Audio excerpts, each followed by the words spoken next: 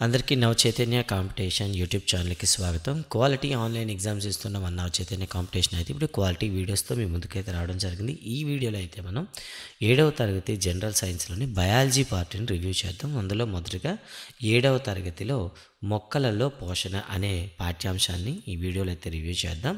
ముందుగా ఇక్కడ ఇచ్చినటువంటి అంశాలు మనం చూసుకున్నట్లయితే జీవరాశులన్నింటికి కూడా ఆహారము ఆవశ్యకము అని అన్నారనమాట.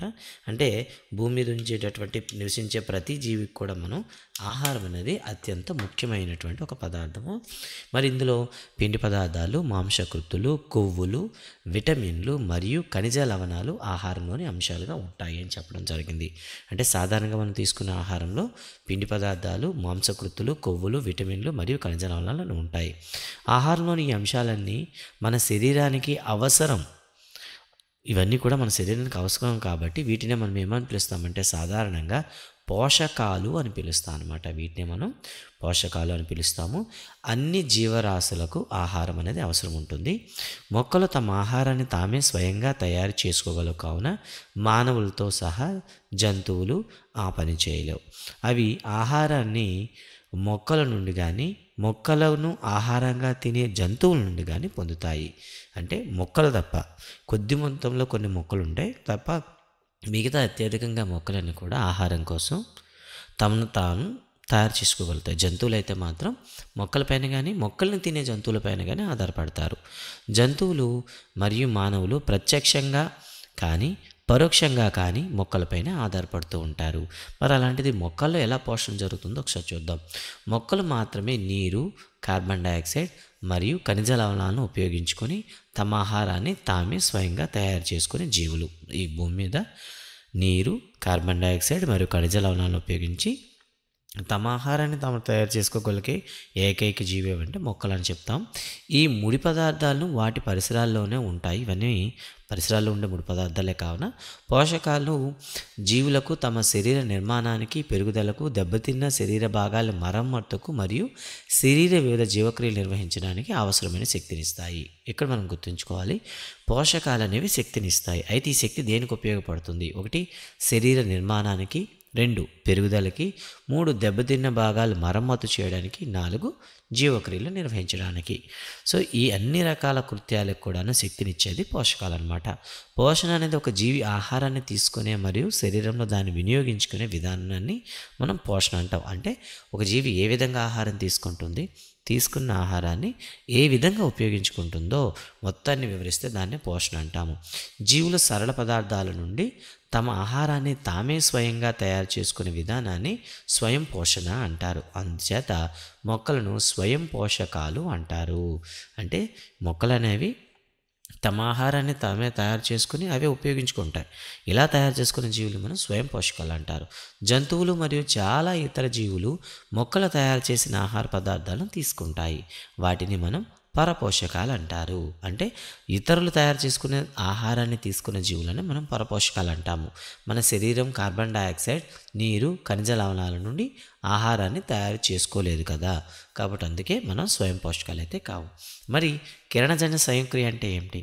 మొక్కల్లో ఆహారం తయారు చేయే ప్రక్రియ కిరణజన్య సంయోగక్రియ. పత్రాలు మొక్కల ఆహార కర్మాగారాలు. సో ఇక్కడ ప్రశ్న అండి. సో మొక్కల ఆహార కర్మాగారాలని వేటిని పిలుస్తారంటే ఆకులు. కావున ముడి పదార్థాలన్నీ పత్రాలకు తప్పగా అక్కడికక్కడ చేరాలి. కాబట్టి మొక్కల్లో ముడి పదార్థాలన్నీ కూడా ఏదైతే నీరు, కార్బన్ డైఆక్సైడ్, ఖనిజ లవణాలు అంటామో ఇవన్నీ పత్రాలకు చేరాలి. నేలలో ఉన్న నీరు, ఖనిజ లవణాలు వేర్ల ద్వారా పీల్చుకోబడి పత్రాలకు రవాణా చేయబడుతుంది. పత్రం యొక్క ఉపరితలంపై గల సూక్ష్మ రంధ్రాల ద్వారా గాలిలోని కార్బన్ డైఆక్సైడ్ లోపలికి తీసుకోబడుతుంది. ఈ విధంగా మొక్కలకు కార్బన్ డైఆక్సైడ్, నీరు, ఖనిజ లవణాలు చేరుతాయన్నమాట. ఈ రంధ్రాలు రక్షక కణాలచే ఆవరించబడి ఉంటాయి. అలాంటి రంధ్రాలను మనం పత్ర రంధ్రాలు అంటాము. ఆకులో ఉండేటటువంటి రంధ్రాన్ని మనం పత్ర రంధ్రాలు అంటారు. ఇక కణాల గురించి మాట్లాడుకుంటే భవనాలు ఇటుకలతో నిర్మితమై ఉండటాన్ని మీరు చూసే ఉంటారు. అలాగే సజీవుల యొక్క దేహం కణాలు అనే చిన్న చిన్న ప్రమాణాలతో తయారు చేయబడతాయి. సజీవి అనేది ఏదైనా మనం తీసుకుంటే అది చిన్న చిన్న ప్రమాణాలు అంటే కణాలు. అంటే ఒక భవనం ఏదైతే ఇటుకలతో ఉంటుందో జీవి అనేది కూడా చిన్న చిన్న కణాలతో ఉంటాయన్నమాట.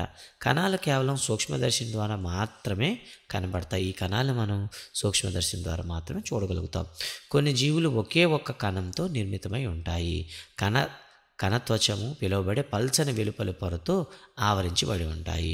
సో కాబట్టి కొన్ని జీవులు అయితే ఒకే ఒక కణంతో ఉంటాయి. వీటికి కణత్వచం మనం పిలువబడే ఒక పల్చని ఒక ప్లాస్మా పొర అయితే ఉంటుందన్నమాట. చాలా కణములు విభిన్నంగా ఉంటాయి. మధ్య భాగంలో స్పష్టమైన గుండ్రటి కేంద్రం అనే నిర్మాణాన్ని కలిగి ఉంటాయి. సో కొన్ని కణాలు అయితే గుండ్రంగా ఉంటాయి. మధ్యలో మనకి కేంద్రకం అయితే ఉంటుందన్నమాట గుండ్రంగా. కేంద్రం కణద్రవ్యం అని పిలువబడే జెల్లీ వంటి పదార్థాలచే ఆవరించబడుతుంది. మరి ఏదైతే కేంద్రకం అని చెప్తున్నామో కణంలో ఉండేటటువంటి ఒక జెల్లీ లాంటి నిర్మాణం ఉంటుంది.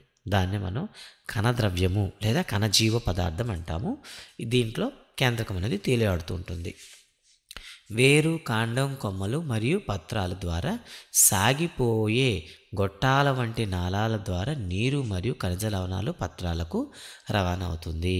అంటే ఎక్కడైతే మనకి వేరు కానివ్వండి, కాండంలో కానీ, కొమ్మలు కానీ ఈ పదార్థాలు ఏవైతే ఉన్నాయో పత్రాల ద్వారా సాగిపోయే గొట్టాల వంటి నాళాలు అయితే ఉంటాయి. వీటిని మనం ఏమంటాం, చాలని నాళాలు అంటాము.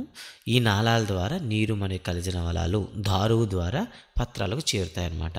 ఈ పోషకాలను పత్రాలు చేరవేయటం కొరకు నిరంతర మార్గము లేదా దారిని ఏర్పరుస్తాయి. అంటే ఒక నిరంతరమైన మార్గం అంటే కంటిన్యూస్గా కింద నుండి పైకి వెళ్ళే ఒక మార్గాన్ని ఏర్పరుస్తాయి.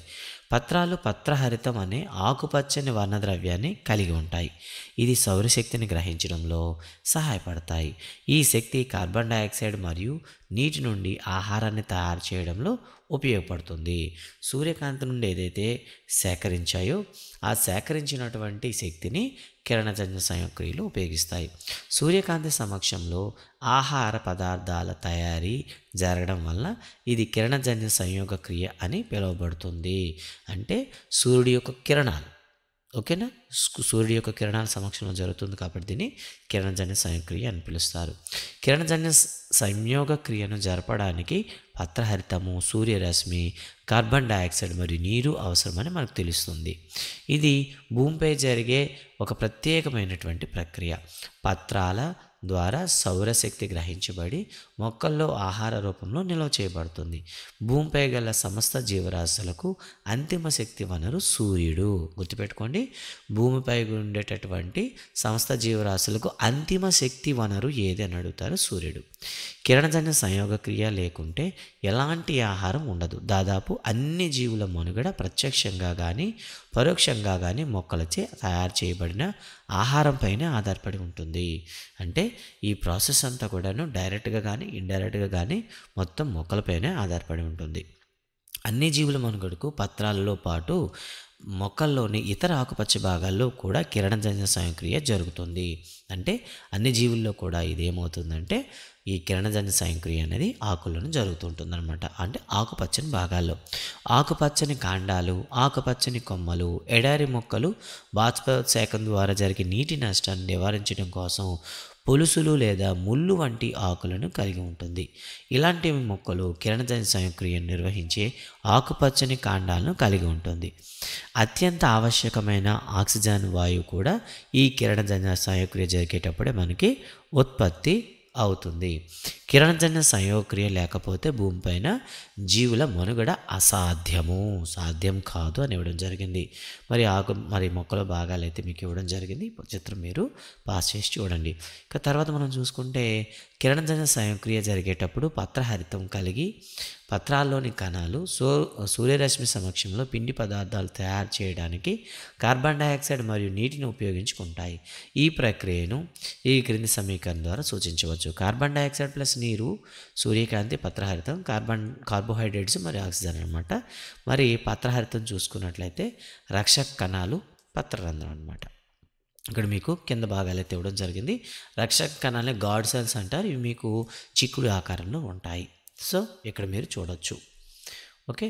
ఈ ప్రక్రియ జరిగేటప్పుడు ఆక్సిజన్ వాయువు విడుదలవుతుంది. కిరణజన్య సంయోగ క్రియ జరిగేటప్పుడు పత్రాల్లో పిండి పదార్థం ఉనికి కిరణజన్య సంక్రియ జరగడాన్ని నిర్ధారిస్తుంది. పిండి పదార్థం అనేది కూడా ఒక కార్బోహైడ్రేటే. ఆకుపచ్చగా లేని పత్రాలలో కూడా పత్రహరితం ఉంటుంది. అధిక మొత్తంలో ఉండే ఎరుపు, గోధుమ మరియు ఇతర వర్ణాల ఆకుపచ్చ రంగుని కప్పివేస్తాయి. ఈ పత్రాల్లో కూడా కిరణజన్య సంక్రియ జరుగుతుంది. కాబట్టి ఆకుల్లో ఆకుపచ్చ మనకి పత్రహరితం అనేది ఉంటుంది. కానీ ఏదైనా క్రోటాన్ మొక్కలు తీసుకున్నాం అనుకోండి, అందులో కలర్స్ అనేవి ఈ ఆకుపచ్చని కప్పేస్తాయి కాబట్టి మనం లేదనుకుంటాం. చెరువులో లేదా ఇతర నిలువ నీరు గల నీటి వనరులు మనకి జిగటగా ఉన్న ఆకుపచ్చ ప్రాంతాలు మీరు తరచుగా చూస్తుంటారు. ఇవి సాధారణంగా శైవిలాలు అనబడే జీవుల పెరుగుదల వల్ల ఏర్పడతాయి. అంటే నాచు అనేది మనకి శైవిలాలు అనబడే ఒక జీవుల నుండి ఏర్పడతాయి. ఈ శైవిలాలు ఆకుపచ్చ రంగులో ఉంటాయి. అవి వాటికి ఆకుపచ్చ రంగుని కలిగించి పత్రహరితాన్ని కలిగిస్తాయి అన్నమాట. ఓకేనా. తర్వాత శైవిలాలు కూడా కిరణజన్య సంక్రియ ద్వారా తమ ఆహారాన్ని తామే తయారు చేసుకుంటాయి. ఈ శైవిలాలు కూడా తమ ఆహారాన్ని తామే తయారు చేసుకుంటాయి. మొక్కల్లో కార్బోహైడ్రేట్స్ కాక ఇతర ఆహార పదార్థాల సంశ్లేషణ ఏ విధంగా జరుగుతుందో చూద్దాం. మొక్కలు కిరణజన్య సంయోగ క్రియ ద్వారా కార్బోహైడ్రేట్స్ తయారు చేసుకుంటాయి. కార్బోహైడ్రేట్స్ కార్బన్, హైడ్రోజన్ మరియు ఆక్సిజన్ మొక్కలలో పోషణ అణువులతో తయారవుతాయి. కాబట్టి మనకి మొక్కల్లో మనం చూసుకున్నట్లయితే కార్బోహైడ్రేట్లు కార్బన్, హైడ్రోజన్ మరియు ఆక్సిజన్ ఈ మూడింటి అణువులతో ఏర్పడుతుందన్నమాట. కార్బోహైడ్రేట్స్ అనగానే కార్బన్, హైడ్రోజన్, ఆక్సిజన్ల మిశ్రమం అన్నమాట. ఇవి ఆహారంలోని ఇతర అంశాలైనటువంటి మాంసకృత్తులు, కొవ్వుల తయారీలో ఉపయోగపడతాయి. కానీ మాంసకృత్తులు నత్రజని కలిగి ఉన్న నత్రజని యుత పదార్థాలు ఏవైతే మనం ప్రోటీన్స్ అంటున్నామో, ప్రోటీన్స్లో మనకి నైట్రోజన్ అనేది ఉంటుంది. ఓకేనా. ప్రోటీన్స్లో మీకు నైట్రోజన్ ఉంటుందన్నమాట. గాలిలో అధిక మొత్తంలో నత్రజని వాయు రూపంలో ఉంటుంది. అయితే మొక్కలు ఈ రూపంలో నత్రజని శోషించుకోలేవు. కాబట్టి నేలలో వాయు రూప నత్రజన్ని మొక్కలు వినియోగించుకోగలరు రూపంలోకి మార్చి నేలలోకి విడుదల చేయగలిగేవి నిర్దిష్టమైనటువంటి బ్యాక్టీరియాలు. అంటే గాలిలో ఉన్న నైట్రోజన్ని మొక్కలు నేరుగా గ్రహించలేవు. కాబట్టి వీటిని మొక్కలు ఉపయోగించే విధంగా కొన్ని బ్యాక్టీరియాలు ఉంటాయన్నమాట. ఇలా విడుదలైన నత్రజని మొక్కలచే నీటితో పాటు శోషించబడుతుంది. నత్రజని అధికంగా గల మొక్కలను రైతులను నేలకు కలపడం ద్వారా మొక్కలు ఇతర అంశాలతో పాటు తమకు అవసరమైన నత్రజనిని కూడా పూరించుకుంటాయి. కాబట్టి అందుకే నత్రజని ఉండేటటువంటి ఎరువులను మనం వాడడం వల్ల మొక్కలకు కావాల్సిన నత్రజనిని సేకరిస్తాయి. తర్వాత మొక్కలు మాంసకృత్తులు, కొవ్వులు వంటి వాటిని సంశ్లేషణ చేస్తాయి. ఎప్పుడైతే నత్రజని చేరుకుందో వాటి సహాయంతో కొవ్వులు, ప్రోటీన్స్ని అవి సంశ్లేషణ చేస్తాయన్నమాట. మరి మొక్కల్లో ఉండేటటువంటి ఇతర పోషణ విధానాలు ఎలాంటివి ఉంటాయి చూద్దాం. పత్రహరితం లేని మొక్కలు కొన్ని ఉంటాయి. అవి ఆహారాన్ని సంశ్లేషించుకోలేవు. అటువంటి మొక్కలు మానవులు, ఇతర జంతువుల వలె ఇతర మొక్కల ఉత్పత్తి చేసే ఆహారం పైన ఆధారపడతాయి. వీటిని మనం పరపోషణ మొక్కలు అంటారు. ఉదాహరణకి కస్కుట మొక్క, బంగారు తీగ అంటాం. పసుపు రంగు గల తీగ లాంటి నిర్మాణాలు చెట్ల కాండం, కొమ్మల చుట్టుకొని ఉంటాయి. ఇది కస్కుట. దీన్నే బంగారు తీగ అనబడే మొక్క అనమాట. ఇది మొక్కలో మనకి పత్రహరితం అనేది ఉండదు అన్నారు. నిజానికి చాలా తక్కువ మొత్తంలో ఉంటుందన్నమాట. ఇది ఏ మొక్కపై అయితే ఎగబాగుతుందో ఆ మొక్క నుండి తయారు చేయబడిన ఆహారాన్ని గ్రహిస్తుంది. ఇది ఏ మొక్కపై పెరుగుతుందో దానిని అతిధేయి అంటారు. అతిధేయికి ఇది విలువైన పోషకాలు అందకుండా చేస్తుంది. కావున దీన్ని పరాన్నజీవి అంటారు. అంటే నిజానికి ఇది పరపోషణను అనుభవిస్తుంది. అంతేకాకుండా ప్రధాన జీవికి పోషకాలు అందకుండా చేస్తుంది. కాబట్టి దీన్ని పరాన్నజీవి అంటాము. ఓకే. ఇక రెండోది నెపంథిస్. దీన్నే పిచ్చర్ ప్లాంట్ అంటారు. నెపంథిస్ అనే మొక్క ఆకుపచ్చగా ఉండి కిరణజన్య సంయోగ క్రియ జరిపినా కూడా కీటకాలను తింటుంది. మనం రక్తం పీల్చే దోమలు, నల్లులు, కీటకాలు, జలగలు కూడా పరాన్నజీవులేనా అని సందేహం రావచ్చు. నిజానికి ఇవి కూడా పరాన్నజీవులే. ఎందుకంటే ఇతర జీవుల నుండి తమకు కావాల్సిన పోషకాలను గ్రహిస్తుంటాయన్నమాట. కీటకాలు పట్టుకొని జీర్ణం చేసుకునే మొక్కలు కొన్ని ఉన్నాయి. అటువంటి మొక్కలు ఆకుపచ్చ రంగులో లేదా ఇతర వర్ణాల్లో ఉండవచ్చు. ఉదాహరణకి మీరు ఇక్కడ చూడవచ్చు. ఇది నెపంథిస్. మీకు కూజా వంటి ఒక షేప్ ఉంటుంది. అందులో కీటకాలు వెళ్ళగానే వెంటనే క్యాప్ మూసేసి లోపల కీటకాలను చంపి తినేస్తుంది. పైపటంలో ఉన్న మొక్కను చూడండి. కూజా లాంటి నిర్మాణం రూపాంతరం చెందిన పత్రం ఇది. పత్రం యొక్క శీర్షం కూజా యొక్క నోరును తెరవగల మూయగల మూతను ఏర్పరుస్తుంది.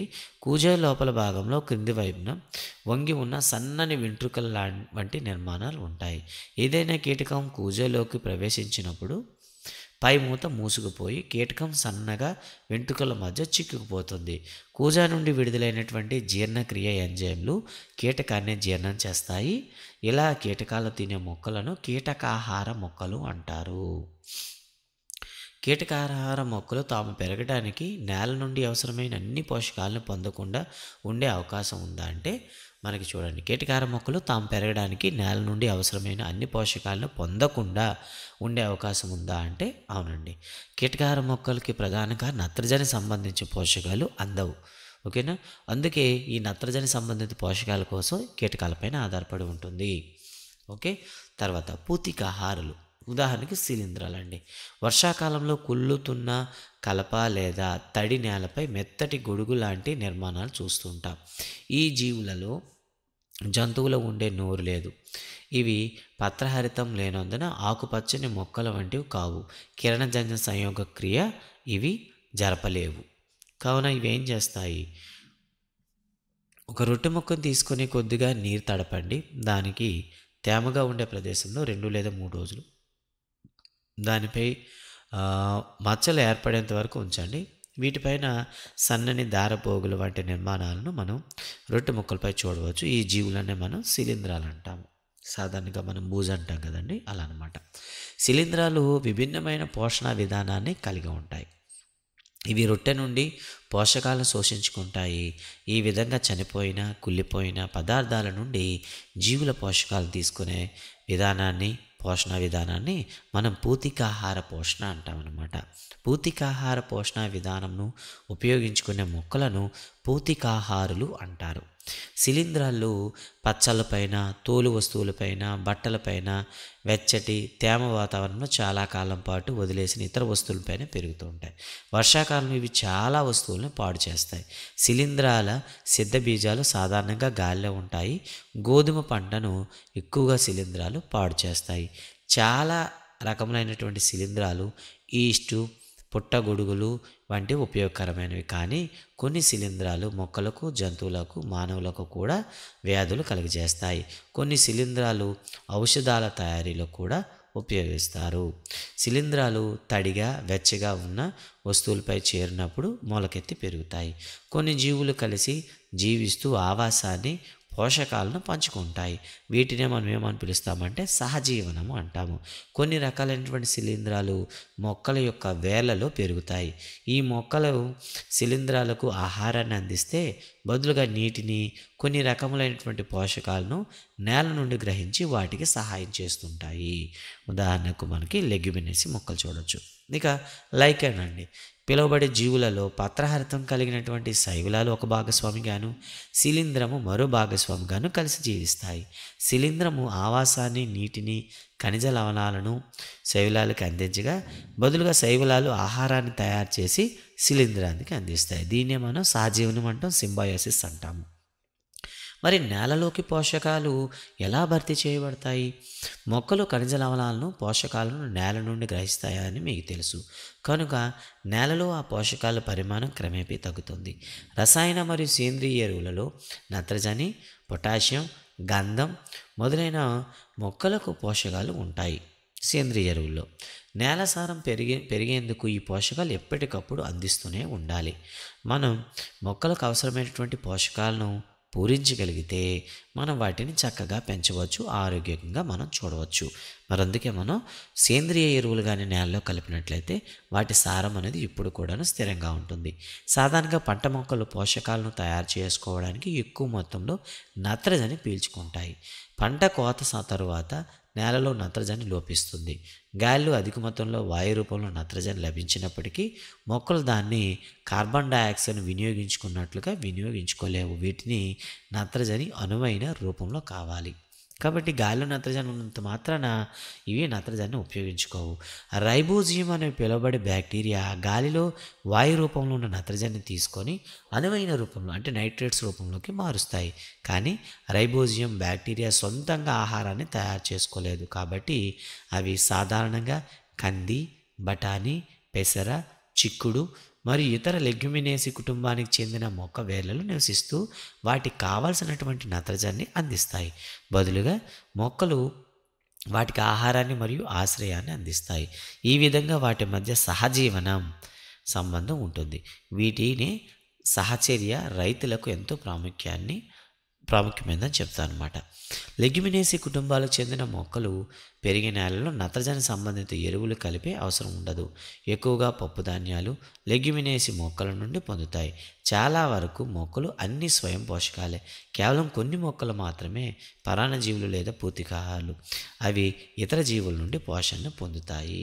అంటే చాలా వరకు మనకి పరాన్నజీవులుగానే చెప్తాం. అంటే చాలా వరకు మొక్కలన్నీ కూడా స్వయం పోషకాలు, కొన్ని మాత్రమే పరాన్నజీవులుగా ఉంటాయి. జంతువులన్నీ పరపోషకాలుగానే వర్గీకరించబడతాయి. కారణం అవి మొక్కలు లేదా ఇతర జంతువులపై ఆధారపడతాయి. ఇక జంతువుల విషయంకి వస్తే అన్నీ కూడా మనం పరపోషకాలుగానే చెప్తాం. మరి ఇక్కడ కొన్ని ఖాళీలు ఇవ్వడం జరిగింది, చూద్దామండి. తమ ఆహారాన్ని తామే తయారు చేసుకుంటే స్వయం పోషకాలు, మొక్కలు తయారైన ఆహారం పిండి పదార్థం, కిరణజన్య సంయోక్రియలో సూర్యరశ్మిలోని శక్తిని గ్రహించే వర్ణకం పత్రహరితం, కిరణజన్య సంయోక్రియ జరుగు సమయంలో డ్యాష్ గ్రహించి డ్యాష్ విడుదల చేస్తాయి. ఓకేనా. కిరణజన్య సంయోగక్రియ సమయంలో కార్బన్ డయాక్సైడ్ గ్రహించి ఆక్సిజన్ను విడుదల చేస్తాయి. క్రింది వాహనం పేర్లు తెలపండి. పసుపు వర్ణంలో ఉండే సన్నని నాళాల వంటి కాండం కలిగినది కస్కుట. పాక్షిక పరాన్నజీవి నెపంతిస్. ఎందుకంటే తనకు కావాల్సిన ఆహారం తయారు చేసుకుంటుంది. కేవలం నత్రజని సంబంధిత పదార్థాల కోసం ఇతర జీవులపైన ఆధారపడుతుంది. పత్రాల్లో వాయు మార్పిడి జరిగే రంధ్రాలను పత్రరంధ్రాలు అంటారు. కస్కుట యొక్క దీనికి ఉదాహరణ. ఓకేనా. పరపోషకం. కీటకాలకు బంధించి తినే మొక్క నెపంతిస్. ఇక జత చేయడం ఇవ్వడం జరిగింది. పత్రహరితము, పత్రము, నత్రజని, రైబోజియము, కస్కుట, పరాన్నజీవి, జంతువులు, పరపోషకాలు, కీటకాలు, నెపంతిస్. ఇక ట్రూ ఫాల్స్ అయితే ఇవ్వడం జరిగింది. ఇవి మనకు పెద్దగా ఇబ్బందిగా ఉండవు. సో వాటిని తీస్తాం. ఇక తర్వాత మల్టిపుల్ చాయిస్ క్వశ్చన్ చూడండి. మనకి ఇక్కడ కిరణజన్య సంయోక్రియ జరిగేటప్పుడు మొక్కలు ఏ భాగం కార్బన్ డైఆక్సైడ్ వాయువును మొక్కలోని ఏ భాగం గాలి నుండి లోపల తీసుకుంటుంది అంటే పత్రరంధ్రాల ద్వారా తీసుకుంటాయి. క్రింది వాటిలో సరైన దాన్ని ఎన్నుకోండి. వాతావరణంలోని కార్బన్ డైఆక్సైడ్ను మొక్కలు ప్రధానంగా దీని ద్వారా తీసుకుంటాయి. అంటే పత్రాల ద్వారా లోపలికి వస్తాయి. పత్రాల్లో ఏ భాగం అంటే మీకు పత్రరంధ్రాలు అని చెప్తాను అనమాట. ఓకేనా. సో మీకు తెలుసా మొక్కలు సూర్యరశ్మి ఎంతో ముఖ్యం కావున మొక్కలు వాటి యొక్క పత్ర నమూనా వివిధ రకాలుగా ఎక్కువ మొత్తంలో సూర్యరశ్మిని గ్రహించడానికి అనువుగా ఉంటాయి అని అయితే చెప్పడం జరిగింది. సో ఇదండి ఈ వీడియోలోన. ఇక నెక్స్ట్ వీడియోలో మనం జంతువుల పోషణ గురించి చర్చించుకుందాం. ఈ వీడియో పైన మీ సలహాలు, సూచనలు కానీ కామెంట్స్ కానీ ఉంటే తెలియచేయండి. Thank you very much. జై హింద్.